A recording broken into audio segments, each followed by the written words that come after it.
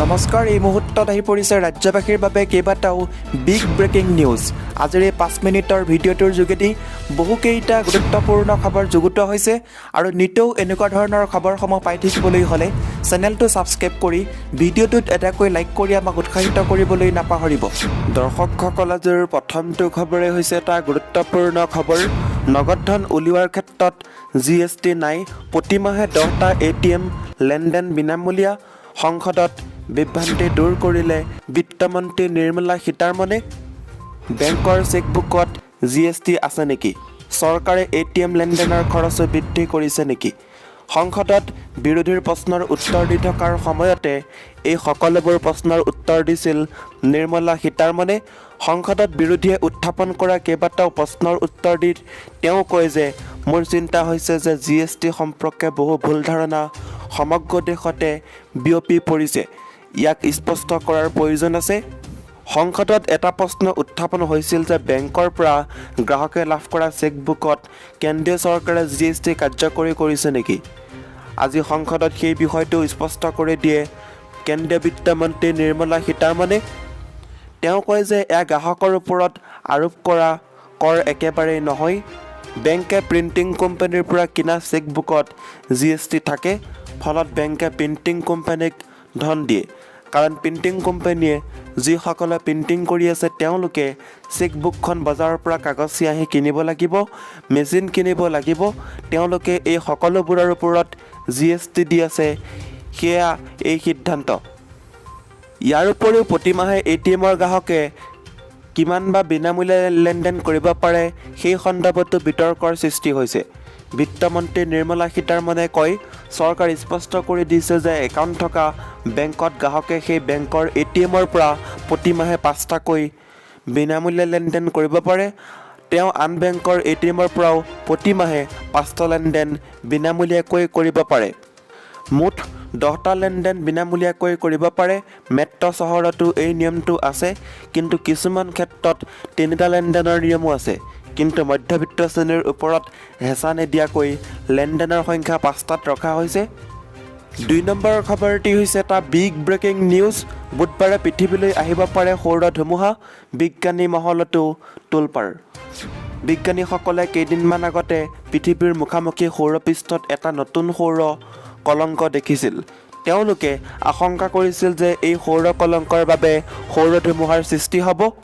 সৌৰ ধুমুহা পৃথিৱীত আঘাত কৰিবলৈ ওলাইছে, হাতত বেছি সময় নাই। বিজ্ঞানীসকলে কৈছিল যে সৌৰ ধুমুহাৰ প্ৰভাৱ বুধবাৰে পৃথিৱীৰ বায়ুমণ্ডলত প্ৰৱেশ কৰিব পাৰে। সূৰ্যৰ তীব্ৰ গতিৰ বাবে সূৰ্যৰ পৰা অধিক গতিত চলাচল কৰা বতাহে পৃথিৱীৰ বুকুত প্ৰভাৱ পেলাব পাৰে। বিজ্ঞানীসকলে কেইদিনমান আগতে পৃথিৱীৰ মুখামুখি সৌৰপৃষ্ঠত এটা নতুন সৌৰ কলংক দেখিছিল। তেওঁলোকে আশংকা কৰিছিল যে এই সৌৰ কলংকৰ বাবে সৌৰ ধুমুহাৰ সৃষ্টি হ'ব। দেখা যাব যে 24 ঘণ্টাৰ ভিতৰত কলংকৰ আকাৰ প্ৰায় 10 গুণ হয় আৰু তাৰ পিছত এই ধুমুহাই পৃথিৱীত আক্ৰমণ কৰিব। বিজ্ঞানীসকলৰ মতে ধুমুহাৰ আগমনৰ সময় হৈছে 3 আগষ্ট, অৰ্থাৎ আজি। কিন্তু এই সৌৰ ধুমুহাই সেই কলংকক ইন্ধন যোগালেও ই প্ৰকৃত কাৰণ নহয়, কাৰণ সূৰ্যৰ ওপৰত কলংক প্ৰতিদিনে ডাঙৰ আৰু ডাঙৰ হৈ আহিছে। ফলস্বৰূপে পৃথিৱীত ভূচুম্বকীয় ধুমুহা আৰম্ভ হ'ব। এইটো কি ধুমুহা? এইটো প্ৰকৃততে সূৰ্যৰ উভতি অহা ঢৌৰ ধুমুহা, যি পৃথিৱীৰ বাবে গুৰুত্বপূৰ্ণ। অৱশ্যে এই ক্ষেত্ৰত বিজ্ঞানীসকলৰ মন্তব্যই ধুমুহাৰ ওপৰত বিশেষ প্ৰভাৱ পেলাব নোৱাৰে, কিন্তু এয়া কেৱল অনুমানযোগ্য। সমস্যাটো পিছত বৃদ্ধি হ'ব পাৰে। ধুমুহাৰ ফলত পৃথিৱীৰ কি হ'ব পাৰে? বিজ্ঞানীসকলে কয় যে যদি এই ধুমুহা আহে, সমস্যাটো ৰেডিঅ' তৰংগত উদ্ভৱ হ'ব পাৰে, অৰ্থাৎ এই ধুমুহাৰ ফলত ৰেডিঅ' তৰংগৰ বিকৃতি ঘটিব পাৰে, ৰেডিঅ' ব্লেকআউট ওলাব পাৰে। ইয়াৰ লগতে 3 নম্বৰ খবৰটি হৈছে ৰাজ্য চৰকাৰৰ কেবিনেট সিদ্ধান্তৰ বিৰোধিতা কৰি ৰাইজৰ দলৰ আন্দোলনৰ কাৰ্যসূচী ঘোষণা।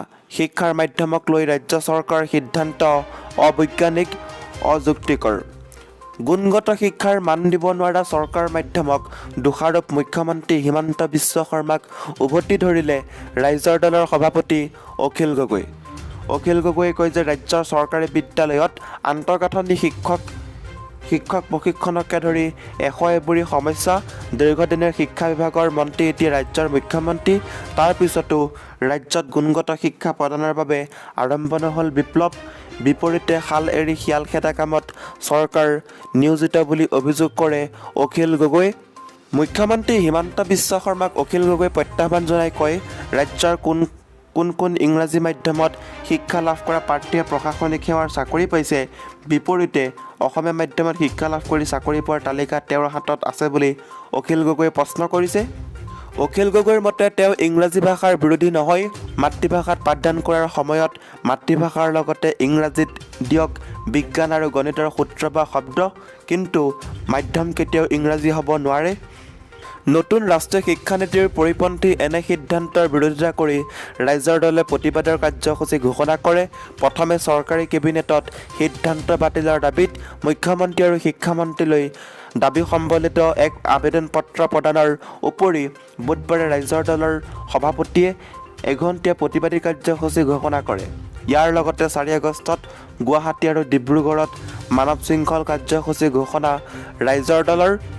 তেওঁ লগতে দল সংগঠনৰ লগত এক জাতীয় অভিৱৰ্তন অনুষ্ঠিত কৰাৰ লগতে বিধানসভাত 2 দিন মুকলি বিতৰ্ক কাৰ্যসূচী অনুষ্ঠিত কৰিবলৈ দাবী জনায়। 4 নম্বৰ খবৰটি হৈছে পৰিবহণ বিভাগত নতুন পদ সৃষ্টি কৰা হ'ব। মুখ্যমন্ত্ৰী হিমন্ত বিশ্ব শৰ্মাৰ মন্তব্য।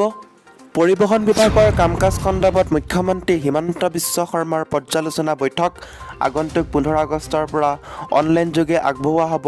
পৰিবহণ বিভাগৰ সকলো সেৱা চলিত বৰ্ষৰ ৰাজহ সংগ্ৰহৰ লক্ষ্যত উপনীত হ'ব পৰাকৈ দৃঢ়তাৰে পদক্ষেপ লোৱাৰ নিৰ্দেশনা দিছে মুখ্যমন্ত্ৰী হিমন্ত বিশ্ব শৰ্মাই।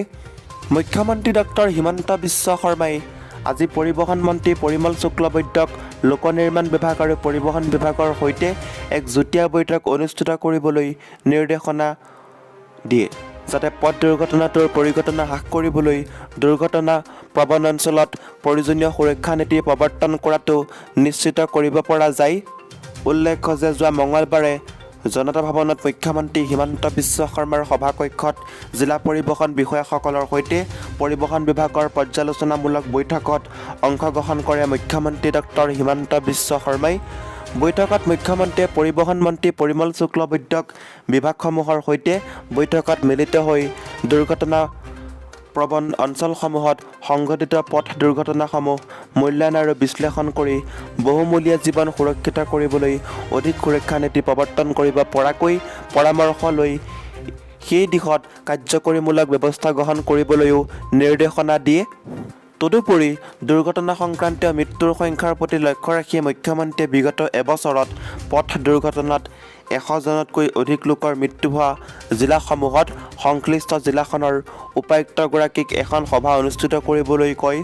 এই সভাত সকলো অংশীদাৰৰ সৈতে মিলিত হৈ দুৰ্ঘটনাসমূহ হ্ৰাস কৰাৰ উপায় উদ্ভাৱন কৰিবলৈও মুখ্যমন্ত্ৰীয়ে কয়।